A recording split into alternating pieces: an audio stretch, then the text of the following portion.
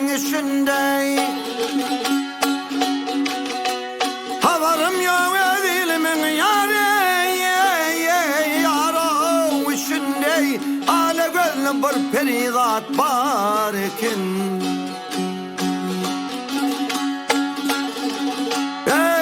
Subba kara otur başında yayre, düdüm düdüm sallanışıp dur ekin.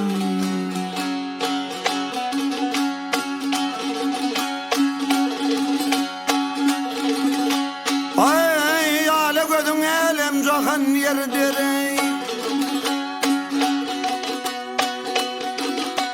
Ale gözün elem cahan yare.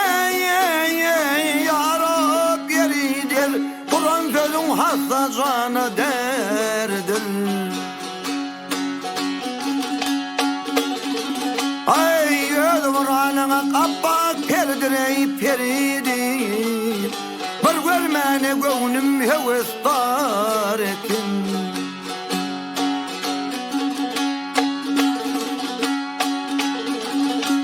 Ay miskini dirserim yar sana kurmayın.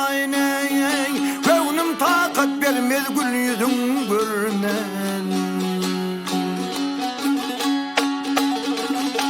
Ey el müdaim gezer men uğrunda hayran gel hayran. Yigit gönlüm bir görmeni var eken. Var eken ey.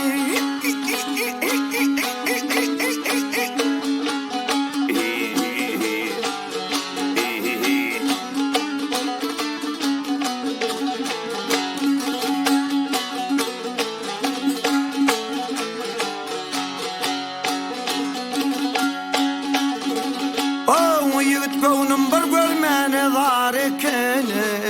Oğul başta bize gerek yar eken. Yar